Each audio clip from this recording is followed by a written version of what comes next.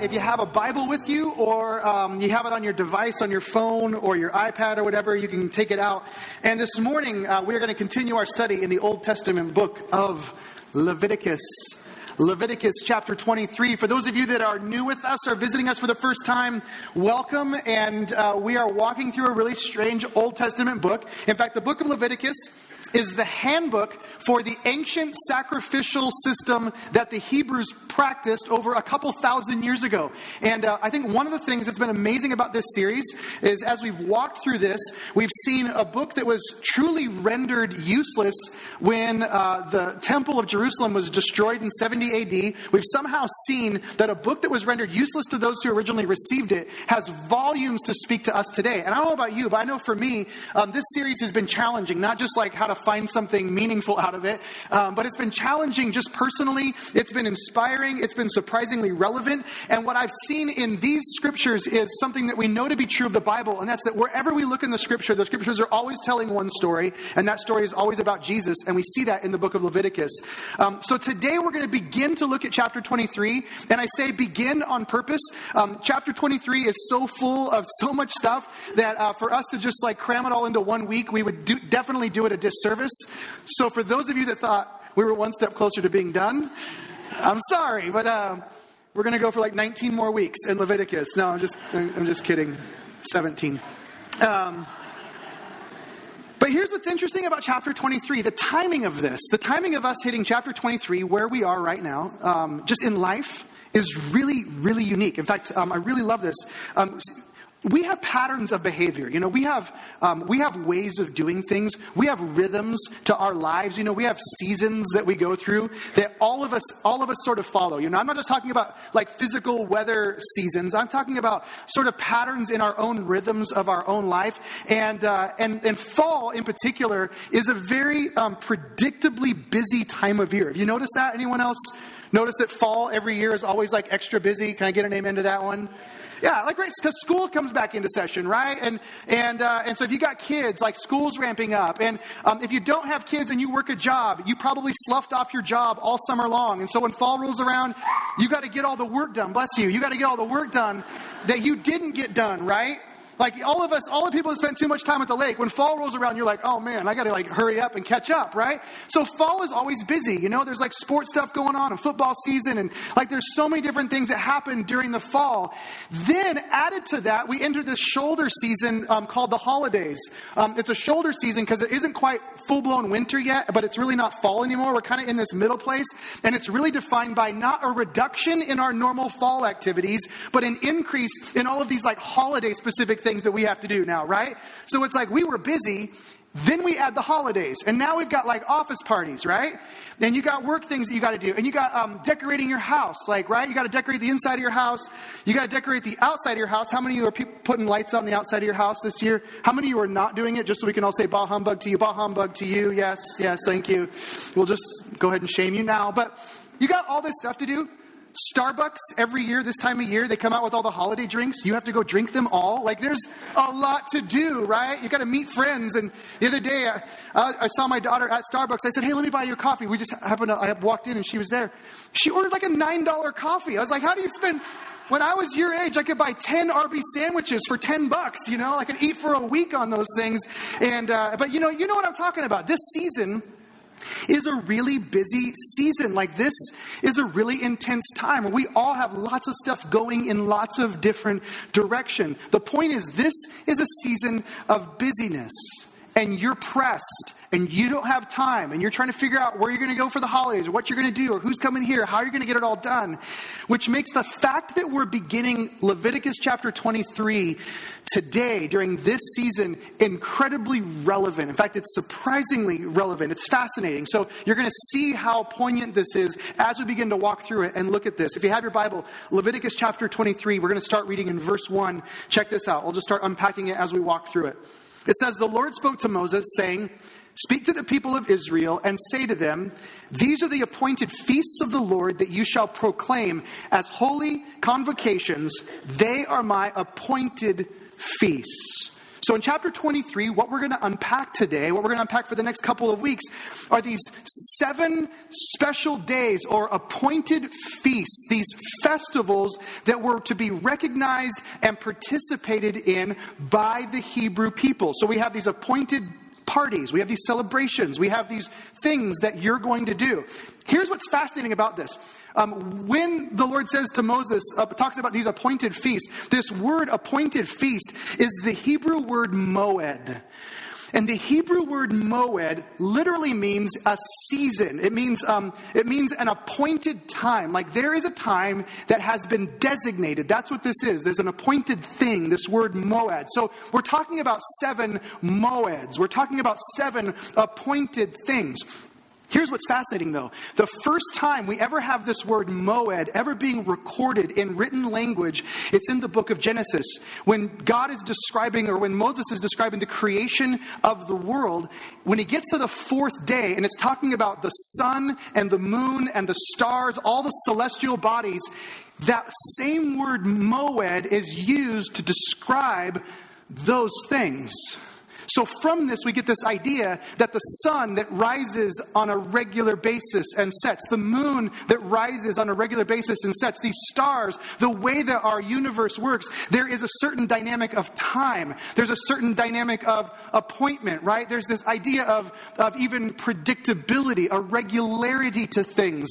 The sun sets time in its place. We mark time based on its rising and its setting. Our seasons are determined by their motions, by their movement, right? We have this relationship, all of these things being determined. So there's something that has to do with time in this word moed, and there's something that has to do with season, but there is also this regularity to it. There is this predictability. There is something going on, almost a rhythm of things that happen. There is a rhythm taking place.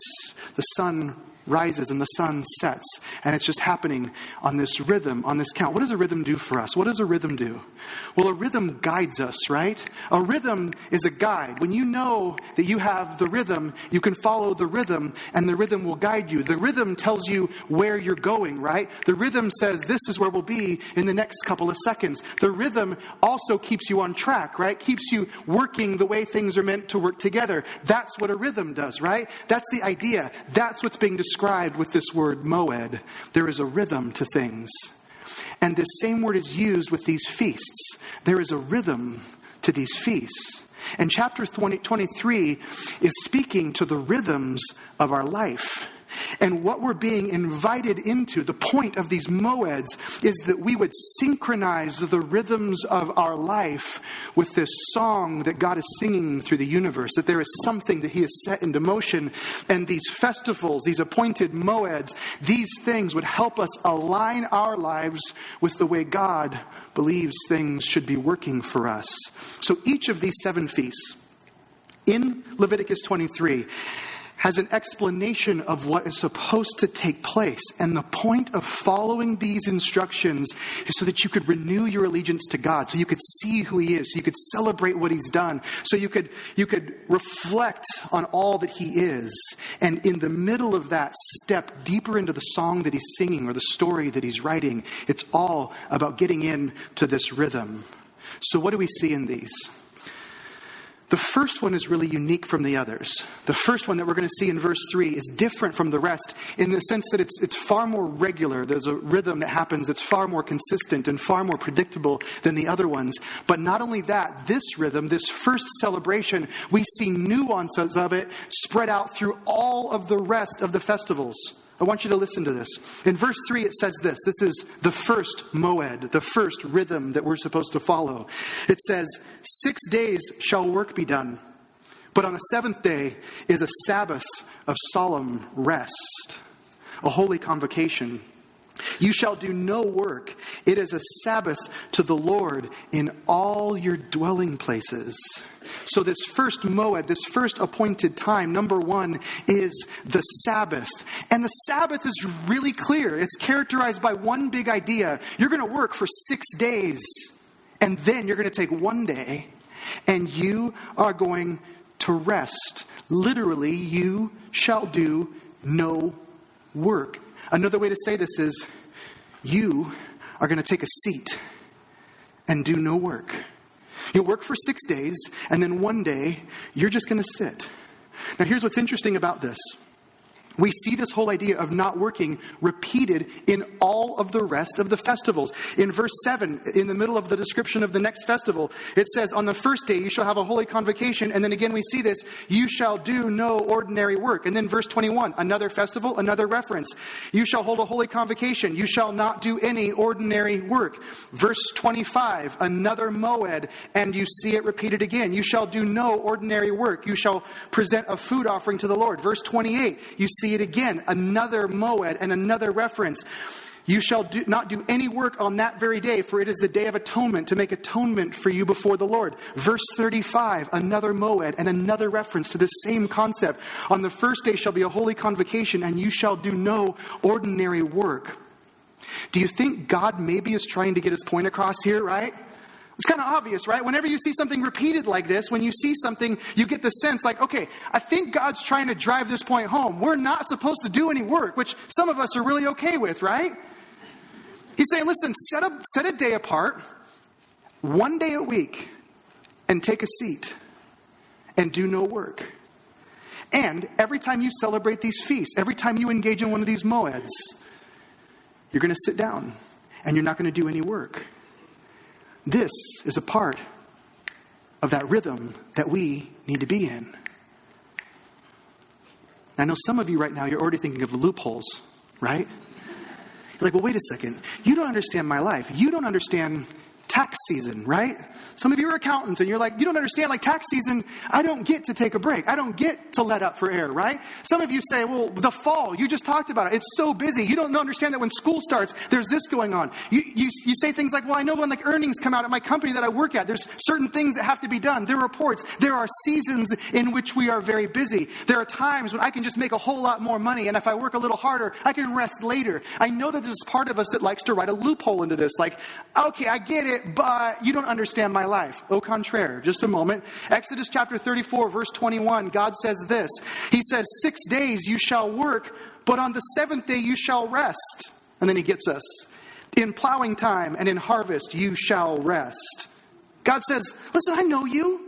I know you. I know you're looking for loopholes. I know you think you know what's best for you. I know that there are busy seasons when you can make more money. I know that. But I want you to take a day of rest, even when you're harvesting, right? Even when you're not just gathering food for the day, but you're gathering food for the rest of the year. I want you to rest. I want there to be a day when you are doing no regular work.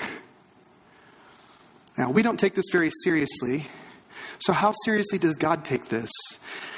There's this interesting story in Numbers chapter 15. It's a little after what we're reading in Leviticus and what we've read in the Exodus, but we read this little circumstance that comes up. It says this. It says, while the people of Israel were in the wilderness, they found a man gathering sticks on the Sabbath day. In other words, he's gathering firewood. And those who found him gathering sticks brought him to Moses and Aaron and to all the congregation, and they put him in custody because it had not been made clear what should be done to him. And the Lord said to Moses, the man shall be put to death. All the congregation shall stone him with stones outside the camp. And all the congregation brought him outside the camp and stoned him to death with stones as the Lord commanded Moses. Let me ask you, was God fuzzy on the details when he gave us the commandment in Leviticus or Exodus? He wasn't, was he? Somewhere around 35 times in the Old Testament, the prophets, the Torah, were told to do no work in the same way that we're told in Leviticus. We're told that we need to rest and reflect on God's glory over and over and over again. And then here, we got a guy, and he's out collecting sticks, and they take him into custody, and we get a real clear sense of how seriously God takes this, right? We get a real sense of around how important the Sabbath is to God. But we also get a sense, and I get a sense because I know who God is, and because I know what he's like, I know what's true about God, I get a sense that there must be something deeper than just, hey, I think you guys should take a vacation every now and then, right? Because I know who God is, there must be not only some greater theological undertow, but there also has to be some other greater personal implication that has to do with our lives and how we're living that must be a part of this in order for God to take this so seriously. God doesn't take something this serious if it's really not that big of a deal. So what's really happening here? There's got to be something else going on. There has to be something deeper and richer in this whole idea than what we tend to think of in our culture. So if you turn back to Exodus chapter 20, we're going to look at a few things that might be going on and why God might take this so seriously and why it might be such a big deal. Exodus chapter 20 is where we're given the 10 Commandments. So in this chapter, it kind of begins with saying God spoke these words, and then he talks about taking the people of Israel out of Egypt. And then in verse 3, there's the first commandment. In verse 4, there's the second commandment. Verse 7 is the third commandment. And then you get to verse 8, and you deal with the fourth commandment, which is the commandment about the Sabbath. And I just want you to check this out. Listen to what it says. He says, remember the Sabbath day to keep it holy. 6 days you shall labor and do all your work, but the seventh day is a Sabbath to the Lord your God. On it you shall not do any work, you or your son or your daughter or your male servant or your female servant or your livestock or the sojourner who's within your gates. We kind of get the idea, right? Nobody's supposed to work. And then listen to this. Why? Verse 11. For in 6 days the Lord made heaven and earth, the sea and all that is in them, and rested on the seventh day. Therefore the Lord blessed the Sabbath day and made it holy. So here's what you're supposed to do. You are to practice a Sabbath because God practiced a Sabbath. God worked and then God rested. That's what verse 11 is saying. Now, this whole thing is kind of built on a central event. There's sort of this epicenter moment that this centers on, and it's in Genesis chapter 1. When you go to Genesis chapter 1 and you read the event that's being referred to in Exodus, there's something at the end of the chapter, verse 31 of chapter 1 of Genesis, that is really interesting. It's kind of a cool moment. I actually really like what it says here. Verse 31 says, and God saw everything that he made, and behold, it was very good. So God took a step back from everything that he'd done. And he looked at it and he said, man, I kind of like that. Right? Have you ever done that? Have you ever done something and you were pleasantly surprised by the product that you produced, right? Maybe it was something artistic. Maybe you worked on something, but you got done, like you worked on a project. And when you looked at it, you took a step back and you were like, I surprised myself, right? Like that's not half bad, right? I kind of think that's what's going on with this, right? It's like God steps back and he's like, man, that's pretty good. Like, I like what I did there. Like, look at the way I separated dark from light and made order out of chaos, and the whole stars and seas and land and the whole thing. Like, it's like he's looking, he's stepping back, he's saying, that's good, right? That's good. And then you go into chapter 2 and then listen to what it says. It says, thus the heavens and the earth were finished. So God looks back and he goes, man, this looks good. And everything was finished, and all of the host of them. And on the seventh day, listen to this. On the seventh day, God finished his work that he had done. How does God finish his work? He finishes his work by resting. Resting is a part of completing the job. On the seventh day, God finished his work and all he had done, and he rested on the seventh day from all his work that he'd done. So God blessed the seventh day and made it holy, because on it, God rested from all his work that he had done in creation. You get this sense from the language of Genesis 1 and Genesis 2 that God enjoyed what he created, don't you?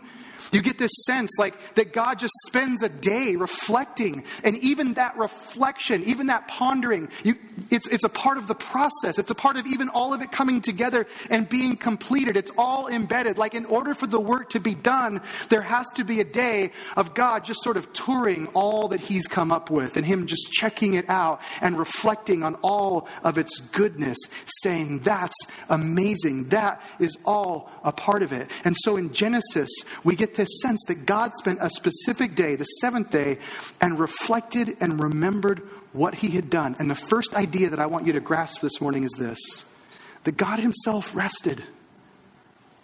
God himself rested. God rested. Just want you to chalk that away. I want you to think about that. There's implications to that for us. If God rests and asks us to rest, what should we be doing? Now, Go back to Exodus chapter 20. There's something interesting. In Exodus chapter 20, God gives us the 10 Commandments. But there's a context that the 10 Commandments come in that I think help us understand some things about who God is and how we relate to him. In Exodus chapter 20, it doesn't just start like verse 1 is commandment 1, verse 2 is commandment 2. That's actually not how it's organized. It actually, in verse 2, there's something that precedes the commandments that is incredibly important for us to grasp. Verse 2 says this: before we hear the 10 Commandments, before we learn about the Sabbath or anything else that God says there, he starts by saying these words. He says, I am the Lord your God who brought you out of the land of Egypt, out of the house of what? Slavery, right? I'm the God who brought you out of slavery. So basically it's this. God's saying, listen, before I tell you to do anything, before I give you any sort of commands, I want to remind you that I'm the one that brought you out of slavery. Now, if you know this story, if you've ever read the Exodus, or you've heard someone talk about it, or you watched the Disney Prince of Egypt movie, any of that stuff, then you know this to be true. You know that the people of Israel, they didn't do anything to deserve to be freed from slavery. They didn't earn it. It was just an expression. It's a picture of God's mercy. And so God's mercy is extended to the people of Israel, and that's why he's delivered. And also, if you're familiar with the story, you know that even that deliverance itself, them actually being removed from there, it had nothing to do with their activity. It was simply God working. They just literally sat back and God did the work. It was a picture of God's grace. So the Exodus is a story of God's grace and God's mercy and God's rescue all in one. It is a story of God saying, listen, I'm the one that does it all. I do it all. So before he gives the commandments, he just says, listen, before I tell you about the Sabbath, I need to remind you that I'm the one that does everything. I'm the one that did it all. I'm the one that released you. I'm the one that rescued you. I'm the one that does all of this. I think this is a beautiful thing for us to understand, because oftentimes there's this dichotomy in our thinking around the Old Testament and the New Testament. Like the Old Testament, there's this brutal God who's demanding and has all these lists and rules. And then there's the New Testament God who's full of grace and just kind of always talking about his love. And yet here we have in the Old Testament a beautiful picture of grace and mercy and rescue. God saying, listen, I do what you can't do for yourself. I do the work. Now, it's in the middle of this that I start to unpack sort of a problem with myself. When God starts talking about the work that he does, I realize that I'm more impressed with what I do than what God is. I think I'm more impressed with my work than God is impressed with my work. Are you with me in this? God created the universe, right? I mean, he created the solar systems, right? Like, there are 93 million miles between us and the surface of the sun right now, and God created that distance, right? So on those weeks when I put an extra 5 hours in the office, or I work a little hard and I'm feeling really good about my work, do you think God's like looking at me or looking at you and like, way to go? Way to go. Your work matters so much. Like that extra 5 hours, you did it. Way to go. Your reports were amazing this month, right? Or another example, how many of you have ever known somebody or you know someone who is like overly meticulous about their lawn? Anybody know that person? Anybody like sitting next to that person? You're just like, I can't say it, right? So years ago, Sherry and I, we had this neighbor. And this neighbor, like I promise you, like I think he worshipped his lawn. We would both get the mowers out at the same time. I'd be done like 3 hours before he was done. And he just was so meticulous. He like had chalk lines to like do the edging, like everything was so perfect. You could literally like land planes with the precision of it's amazing like how precise this guy was. He would wash all of his equipment when he was done. And then he would stand out in his yard and he would look like every blade of grass was like perfectly bent in the same direction until my kids like ran on his lawn and like messed with it. But he had all this stuff was just perfect, and he would stand out there and he would just sort of admire it. And I just sort of wonder, as he was admiring, was God admiring him like, way to go. I've never seen grass that green before.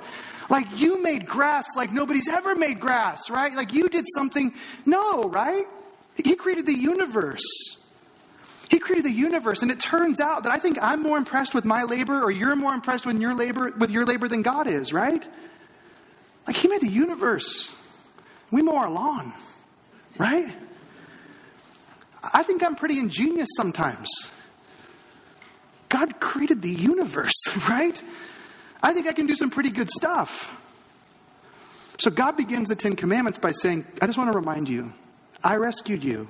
I did the work for you. And because I did the work, I just want you to take one day a week when you stop doing your work to remember my work, to reflect on what I've done. That's what God's saying. So number one, God rested. And number two, our work is not as important as we think it is. And then we get a third idea. And maybe when God says, I'm the one who does the work, maybe there's a really good reason for him reminding them that he's the one that does the work. If you turn over to Exodus chapter 16, there's this other really kind of interesting story. In Exodus chapter 16, the people are wandering in the wilderness and the food supply is really low. And so God says, listen, I'm going to provide food for you every single day. I'm going to provide you enough food for the day. When you wake up in the morning, there is going to be provision of manna from heaven. And all you have to do is wake up and gather it for 5 days a week. On the sixth day of the week, I'm going to provide you twice as much because I take this whole Sabbath thing really seriously. So when you come to the sixth day of the week, I'm going to provide twice as much. You're going to gather twice as much so that on the seventh day, you can just do this. You can just rest, right? And so the people start doing this. First day comes, they go gather their food, they come back in. But then we come to verse 27. On the seventh day, check out what happens. It says on the seventh day, some of the people went out to gather, but they found none. They found nothing. Is that human nature or what? Right? God says, listen, I'm going to provide for you. I got this. Like, you just trust me. It's a free gift. And we're like, I still probably think I should check and make sure, right?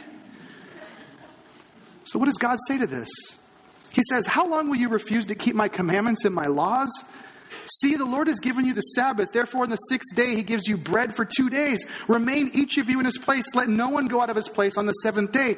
He's saying, listen, I give you food on the sixth day for 2 days. And that's because I'm the provider for you, right? Who does God believe provides the food for the people? He does, right? If you were to ask God, who provides the food for the people of Israel? He'd say, well, I do. That's my job, right? And he says, if I'm going to provide the food for you and you go out and gather on the seventh day, then it shows me that you're doubting my word. You're not trusting me. If you turn over to Matthew chapter 6, Jesus continues this thought and he's practical and he's specific. In verse 25, he says these words, therefore I tell you, do not be anxious about your life, what you will eat or what you will drink, nor about your body, what you'll put on. Is not life more than food and the body more than clothing? Look at the birds of the air. They neither sow nor reap nor gather into barns, and yet your heavenly Father feeds them. Are you not of more value than they? Quick question for you. From Jesus' perspective, who feeds the birds? God does, right? Not Mary Poppins. God does, right? Are you not much more valuable than they? Verse 30, he says, but if God so clothes the grass of the field, which today is alive and tomorrow is thrown into the oven, will he not much more clothe you, O you of little faith? So according to Jesus, who puts the clothes on your back and my back? God does, right? I don't want to freak you out, but I will for just a moment. Do you realize that with the interconnected nature of our global economy today, with the way that the world is working, with the instability that exists in our planet today, do you realize that it would take a very small thing to bring economic ruin to all of humanity? Do you know that like something could happen and all of your savings, all of your money, all of your retirement, all of it could evaporate in a moment's notice? Do you realize that? Let's pray together. No, just kidding. Totally kidding. You guys are like, I kind of realized it. Some of you are like, I think about it all the time. Some of you are like, no, I didn't realize. Should I realize this, right? No, but the point is this. I don't want to freak you out too much, but the reality is something could happen, and our whole monetary system could be eroded, right? Or let's say some disease sweeps across our nation. There's some super virus and there's some sort of epidemic and it's just unstoppable and the conditions of our culture radically change. Or what happens if there's some sort of natural disaster and suddenly the food chain is interrupted and now the grocery stores that line our streets have nothing to offer us? What would we do in these circumstances, right? What would we do? And I know some of you hippies from the 70s, I know some of you are like, well, I got chickens and tomato plants, and which, by the way, so do hipsters these days too. They got chickens and tomato plants. And I'll just say, if there's a crisis, I'm coming to your house and I'm going to eat your chickens and take your tomatoes. But that's a whole other issue, right? The point is this, your chickens and tomatoes aren't going to last long, and you're going to discover that you are not in control, right? You're not in control. And there's something that happens. There's a reason the tension was so thick in the room just a moment ago. The reason is this, that you and I hold our importance in our provision at a very high level. We think that we have way more control than we do. And when somebody questions that, it sort of erodes our understanding of what's true around us, right? It sort of messes with us at a fundamental level. Some of us were just thinking of subscribing to Prepper magazine or something like that, right? Because it's like, dude, we got to do something. You're right. This is a scary thing, right? But what's going on in that? What's going on is this. Why do we feel this way? Why do we not like this? We don't like it because it means that ultimately God is the one in control of outcomes, not us. And we get uncomfortable when we aren't in control. Listen, this is how I think. This is how you think. It's how we all think. We all think that we are somehow in control. And if you just give me a fair shot, I can make it happen for myself. In fact, John Mayer, just a great musician, there's a live album where he says twice on this one live album, he says, I've made a lot of great things happen for myself. I've made a lot of great things happen for myself. That's how our culture believes. We think we make a lot of great things happen for ourselves. We think we're the ones that are in control. But what we just read from the words of Jesus says that birdseed and Brad food all come from God, right? It all comes from God. That even the clothes on my back and your back all come from Him. It all rests on Him. And my problem with resting on Him, if I'm completely honest, is that deep down, I function in a way that says I have more responsibility in my provision than God does. At best, this is a 50-50 thing. And even then, I'm doing some hard negotiating with Him. That's the way I function. I insist I have control. So God rested, and our work isn't as critical or as important as we think. Why? Because of number 3, because God controls the outcomes. That's why. So here's a final thought. Luke chapter 10. Jesus and his disciples, they're traveling. And in verse 38, there's this interesting incident. It says that as they went on their way, Jesus entered a village. And a woman named Martha welcomed him into her house. And she had a sister called Mary who sat at the Lord's feet and listened to his teaching. But Martha was distracted with much serving, and she went up to him and said, Lord, do you not care that my sister has left me to serve alone? Tell her to help me. But the Lord answered her, Martha, Martha, which every time I read this, I think Marcia, Marcia, and it's Brady Bunch. So I got to get past that. But the Lord said to her, some of you young people, there was a show called The Brady Bunch, and there's an entire generation of people that grew up watching The Brady Bunch. Martha, Martha, you are anxious and troubled about many things, but one thing is necessary. Mary has chosen the good portion which will not be taken away from her. Now, quick observation about this. Jesus does not condemn Martha for her work. That's not what he does. He doesn't say that working and doing stuff and being busy is bad, but he says, I like the way that Mary is sitting at my feet and she's chosen a better thing. And if I'm honest, there's something about this that bothers me, right? Because I'm with Martha. I think Mary deserves to be chastised, right? Because if you're at my house and there's like one person in the kitchen doing dishes and everyone else is sitting around watching football, that kind of makes me mad as long as it's not me that's in the kitchen, right? I'm going to be like, hey, somebody else get in there and help, right? I do this all the time, right? Don't just let your sister do that. You get in there and help, right? I chastise. But it says that Jesus looks at Martha and says, Martha, you're distracted. And Mary, she's got it. There's a rhythm to what Mary's doing. And she's like, she's got it. Right? She's in it. Let me ask you a question. Is God interested in people who will just hang out with Him? He is, isn't He?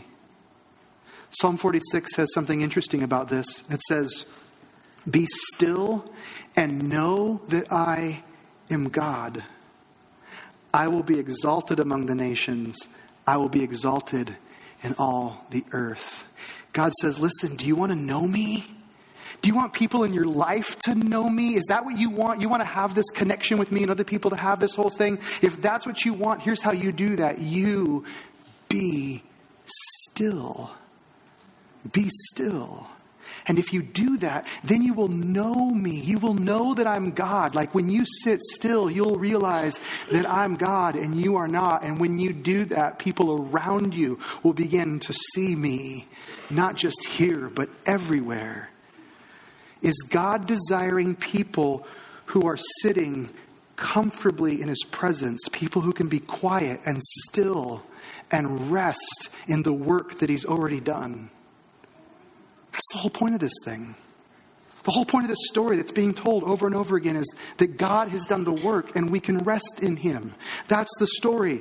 The gospel of Jesus shows us the exact same thing that Exodus is showing us, that the same God who delivered people out of slavery is the same God who delivers us out of slavery. He paid the price. He did the work. The gospel shows us that it's already been done. The work of salvation is done. Do you understand that what that means about Christianity is that it is completely distinct from every other religious system, every other spirituality, every other mythology that anybody has ever come up with in the world? Christianity is so distinct because every other system, every other religion operates on the opposite principle of what I just said. Every other religion says that you have to do something, right? That you have to join something, that you have to ascribe to something, that you have to picket something, that you have to protest something. When you get past all the pamphlets and the teaching and all the things that people might say, at the end of the day, every other system says that once you do certain things, then you can be okay with God. And yet the gospel says just the opposite. The radical message of Jesus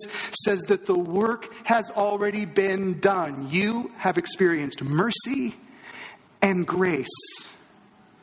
And the reason this Sabbath thing is so important, and you can read about this in the book of Hebrews, the reason this Sabbath thing is so important is that if we cannot rest for one day a week and get into a rhythm of seeing that it's God who's done the work, then how will we ever trust him with our hearts, with our emotions, with our souls, with the larger picture of our life that he has done the work? See, the Sabbath is pointing to what Jesus has done. The Sabbath says, listen, you need to be reminding yourself all the time that God's the one that does the work. Why does that matter? Because we need to understand in the depth of our being that God is the one who has done the work. How will you ever trust God? How will you ever have a relationship with him if you're always assuming that it's about you? So this rhythm of the Sabbath is a reminder. We take a day and we acknowledge, God, I realize ultimately you do the work, not just of provision, but of salvation. One final thing. If you take the word Sabbath in Hebrew and you do a little study of that word, you quickly discover that it comes, and this is practical for a moment, it comes from a Hebrew word. The Hebrew word is Shabbat. Say that with me. Say Shabbat. You guys are brilliant. Shabbat, right? Shabbat. It's this Hebrew word that means to cease or to stop. It means to discontinue whatever you're doing. Now that Hebrew word, to cease or to stop, Shabbat, comes from another Hebrew word. There's a root word to that. And that word is the word Shavat. And the word Shavat means to sit. The Sabbath means to sit. So basically, God is saying this: I want you to take a seat the way that Mary did at the feet of Jesus. I just want you to sit. And would you just rest in what I've done? So here's what we're going to do. I want you to take your feet and just stretch them out and put them underneath the seat in front of you. If you want to cross them, you can. And just get relaxed. Just chill. Right? If you want to cross your arms, you can. Kind of shrug your shoulders a little, loosen up. Now do me a favor. Would you just breathe in nice and deep? Just breathe.